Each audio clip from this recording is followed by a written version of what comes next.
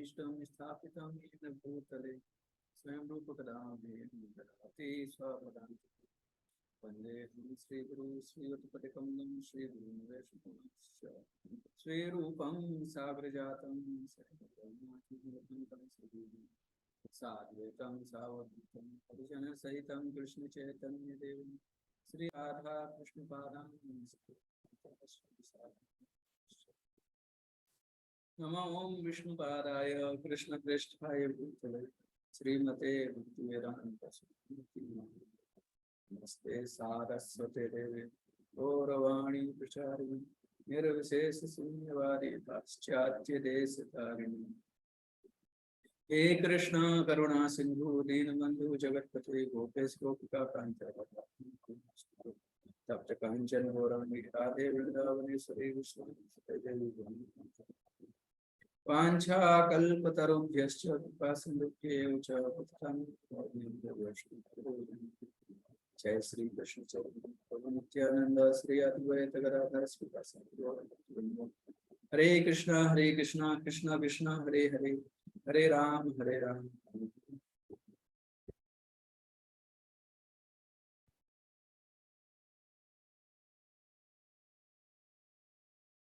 हरे कृष्ण।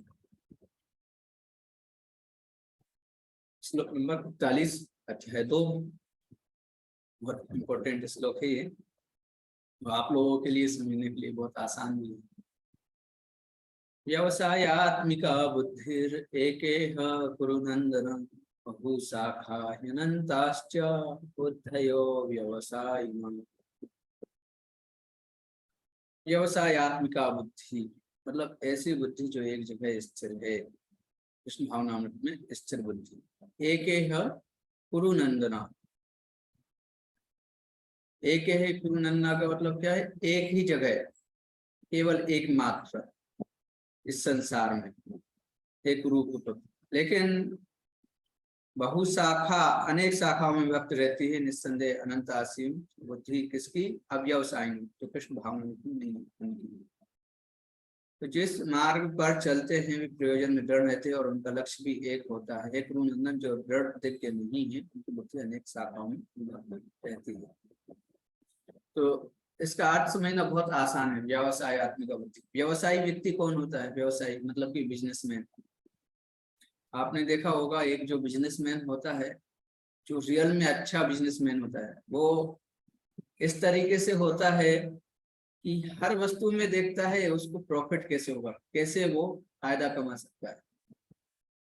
एक कहावत है, वास्तव में बनिया वो है जो मिट्टी से भी तेल निकाल ले, या बालू पड़ी बालू से भी निचोड़ के तेल निकाल ले, वो है बनी। यानी कि रियल बिजनेसमैन वो है कि कहीं से भी वो अपना प्रॉफिट निकाल ले, तो ये होता है व्यवसायी व्यक्ति। तो वैसे ही जो एक भक्त होता है, जो वास्तव में चरम सिद्धि प्राप्त करना चाहता है, जो भक्ति में उन्नत होना चाहता है, वो हर एक वस्तु को कैसे देखता है कि कैसे ये कार्य करके वो भक्ति में प्रगति करेगा। हर एक सेकंड का प्रयोग ऐसे करता है कि ये सेकंड भी कैसे भगवान की सेवा में प्रयोग होगा।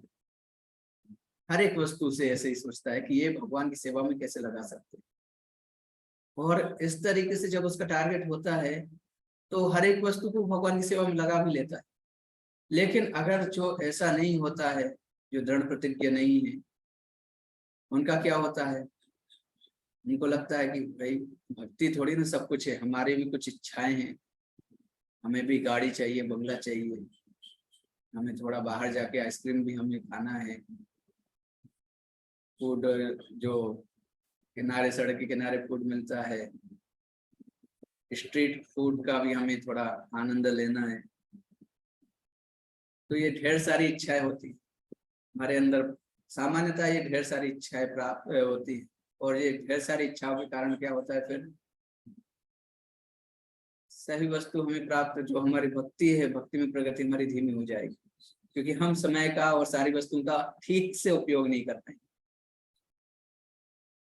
और ये निश्चित है कि वो ठीक से उपयोग नहीं कर पाएगा। जैसे कि कोई व्यक्ति यहाँ से निकलता है, रेस हो रही है, रेस में उसने दौड़ स्टार्ट की अपनी, और उसको 2 किलोमीटर की रनिंग है, लेकिन एक व्यक्ति रनिंग पे तो निकल रहा है, लेकिन साथ में सोच रहा है कि अगर रनिंग में दौड़ते दौड़ते बीच में एक मार्केट भी आएगा, वहां पे कुछ अच्छा मिलेगा, वो मैं खा लूंगा, या बीच में पानी प्यास लगी तो पानी भी पीने के लिए अलग से रखना चाहिए। तो ऐसे ढेर सारे वो टारगेट लेके थोड़ी देर की ही दौड़ है, वो अपने साथ में मन में बना के चलेगा, तो क्या होगा, वो निश्चित रूप से उधर उधर जाएगा और वो फोकस नहीं करेगा। तो क्या होगा, वो निश्चित ही उसमें भले ही शक्ति हो, लेकिन वो निश्चित रूप से हारने वाला है। क्यों हारने वाला है? क्योंकि उसका जो प्रयास है, जो उसका माइंड का सेटअप है, वो एक ही जगह पे फोकस नहीं है, कई जगह पे फोकस है। सेम चीज हम विद्यार्थियों के जीवन में भी देखते हैं। स्टूडेंट्स जो स्टूडेंट ढेर सारी चीजों में अपना दिमाग लगा के रखते हैं। कई बार क्या होता है कि उनको अपना सिलेबस पढ़ने में तो कुछ रुचि होती ही नहीं, सिलेबस साइड की चीजें, सिलेबस को छोड़ के बाकी सारी चीजों में रुचि होती है। तो फिर क्या होता है, वो इधर उधर भाग जाते हैं। तो वही वस्तु भक्ति में भी होती है। तो अगर रियल में हम भक्ति करना चाहते हैं, तो आप सोचिए, जो व्यवसायी व्यक्ति है वो इतना फोकस रहता है, जो सिंसियर स्टूडेंट है वो इतना फोकस रहता है, जबकि इनसे उनको ऐसी वस्तु प्राप्त होती है जो कि ये जीवन के साथ भी रहेगी, पता नहीं।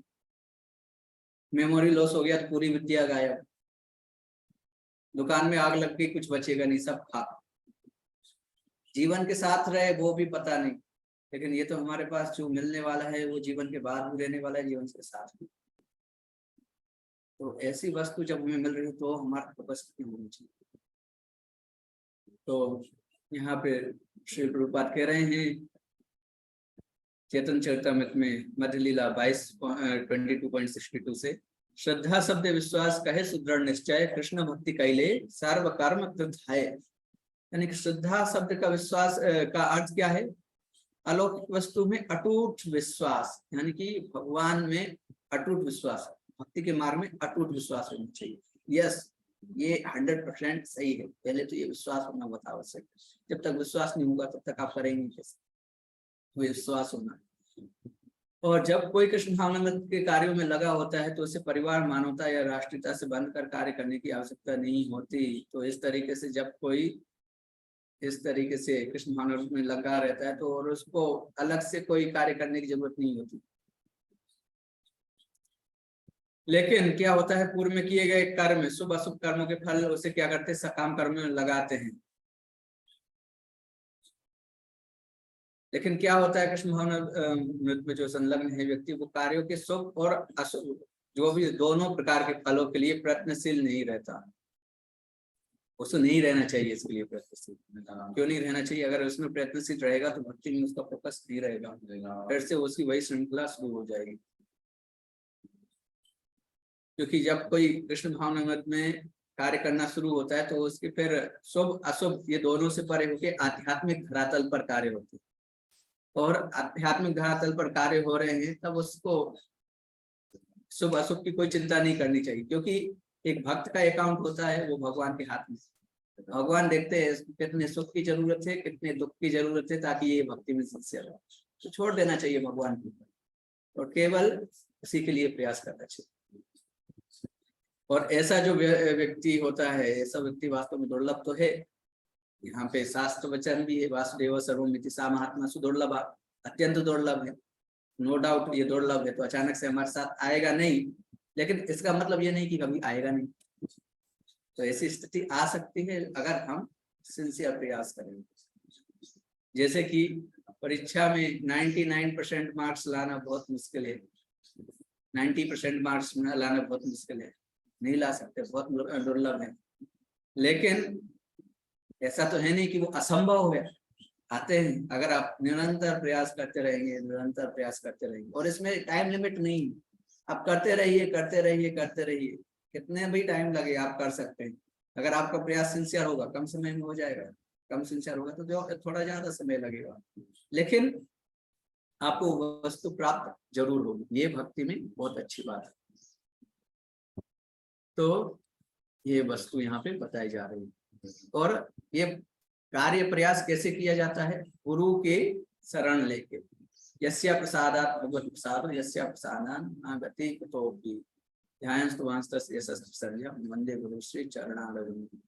ये गुरुवाष्टक जो मंगला आरती में हम गाते हैं उसका अंतिम छंद है, अंतिम श्लोक है। और इसका अर्थ है कि भगवान के जब हम गुरु की सेवा करते तो उनकी सेवा करने से भगवान प्रसन्न होते हैं। और जब गुरु को हम प्रसन्न किए बिना सोचते हैं कि हम अपनी मनमानी तरीके से आगे बढ़ेंगे तो संभव नहीं।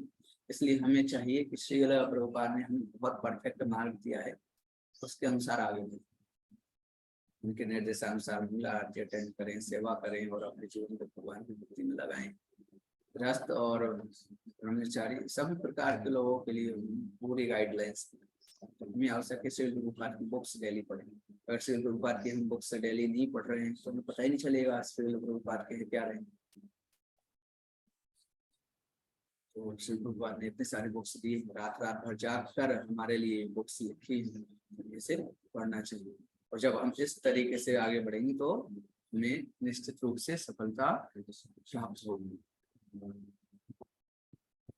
तो अगला श्लोक, यामां पुष्पितां वाचं प्रवदन्त्या विपश्चितः वेदवादरतः पार्था नान्यदस्तीति वादिनः कामात्मानः स्वर्गपरा जन्म कर्म फलप्रदां क्रिया विशेष बहुलां भोगेश्वर्य गतिं गति। अर्थात अल्पज्ञानी मनुष्य वेदों के उन अलंकारिक शब्दों के प्रति अत्यधिक आसक्त रहते हैं जो स्वर्ग की प्राप्ति, अच्छे जन्म, शक्ति इत्यादि के लिए वेद सकाम कर्म करने की संस्तुति करते हैं। इंद्रिय तृप्ति तथा ऐश्वर्य में जीवन की अभिलाषा के कारण वे कहते हैं कि इससे बढ़कर और कुछ नहीं है। तो यह है अव्यवसायी व्यक्ति का अच्छा उदाहरण। जो अव्यवसायी व्यक्ति होता है वो इस तरीके से ही होता है। जो अव्यवसायी व्यक्ति होता है वो क्या सोचता है कि वो उसका अच्छा बैंक बैलेंस हो, आज के समय में अच्छी गाड़ी हो। कोई ये नहीं सोचेगा आज के समय में कि हमारे पास अच्छा रथ हो। रथ का जमाना नहीं, गाड़ी के बारे में सोचेगा, अच्छे बंगले के बारे में सोचेगा, फिर अच्छी संतान के बारे में, और सोचेगा कैसे इस भूलोक पे रहते हुए ही हम अच्छे से आनंद भोग करें, जीवन ऐसे निकले कि राजा भी, देश का प्रधानमंत्री भी आके बोले कि मेरा जीवन ऐसा हो। तो वास्तव में ऐसा जीवन मिलने वाला नहीं है, क्योंकि ऐसा जीवन भौतिक जगत में संभव ही नहीं है कि कोई बहुत ज्यादा वास्तव में सुखी हो सके। क्योंकि दुखालय है, इस जगत को भगवान ने ही बोला है दुखालयम अशाश्वतम, तो आप इसमें सुखी नहीं हो सकते। दूर से देखने में बहुत अच्छा लगता है। एक बार एक व्यक्ति आत्महत्या करने जा रहा था, वो बहुत फ्रस्ट्रेटेड हो गया था लाइफ से। उसके पास बढ़िया सुंदर सी उस समय की सबसे महंगी कार थी, अभी वो ऐसे कहते हैं उसके पास मर्सिडीज थी, जो भी थी, लेके चला जा रहा है पहाड़ी के ऊपर। पहाड़ी के ऊपर चढ़ता है। वो फ्रस्ट्रेटेड था क्योंकि उसकी शादी नहीं हो रही थी। उसके पास धन था, सुंदर था, सब कुछ अच्छा था, लेकिन उसकी शादी नहीं हो रही थी, तो वो परेशान था। अब वो पहुंचता है, पहाड़ी के सबसे ऊपर पहुंच जाता है, और रास्ते में पहुंचते क्योंकि पहाड़ी जो एरिया होते हैं वहां पर किनारे किनारे गाँव भी बने रहते, तो वो खाई की तरफ आगे बढ़ रहा था। तभी उसकी गाड़ी क्या होता है, गाड़ी में कुछ खराबी आ जाती है। गाड़ी से थोड़ा बाहर निकलता है देखने के लिए क्या हुआ है। तभी उसकी नजर पड़ती है गांव में बैठे हुए एक चारपाई पे बैठे हुए व्यक्ति की, जो अपने पोत्रों यानी कि नातियों से, बहुओं से सबसे घिरा हुआ था। उसका शरीर भी दष्ट पुष्ट था, क्योंकि गांव में जो लोग रहते हैं वो शक्तिशाली होते हैं। वो देख के ऐसे दिखता है उसको, आज मेरा जीवन ऐसा होता तो मैं कितना सुखी होता। और उधर जो व्यक्ति बैठा है वो सोचता है कि कितना अमीर व्यक्ति है ना, एकदम आलीशान गाड़ी में घूम रहा है, काश मेरा जीवन ऐसा होता तो कितना अच्छा होता। तो कहने की बात है कि दोनों ही अपने जीवन में सुखी नहीं है, और दोनों को लग रहा है कि हम सुखी। यही जीवन होता है भौतिक जगत में। हमें लगता है हम ऐसी स्थिति में होते तो सुखी होते, ऐसी स्थिति में होते तो सुखी होते, लेकिन वास्तव में सुख है नहीं, क्योंकि दुखालय में दुख मिलेगा, सुख कैसे मिल सकता है।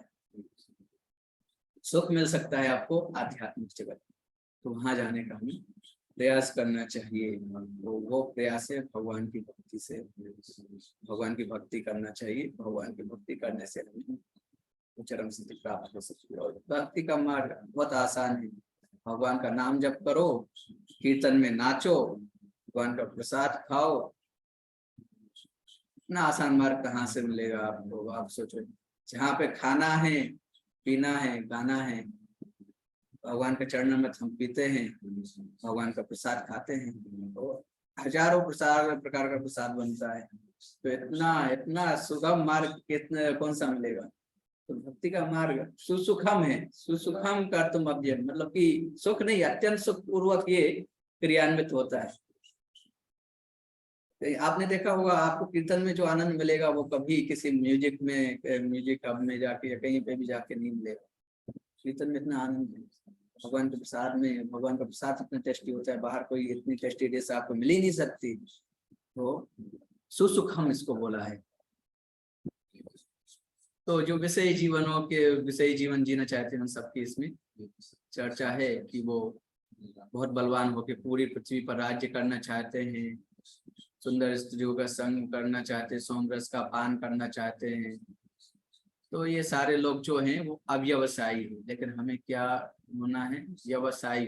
तो अगला श्लोक ये व्यवसायी व्यक्ति के लिए है, जिसकी हम चर्चा कल करेंगे। हरे कृष्ण। अभी किसी का कोई प्रश्न है तो कर सकते हैं।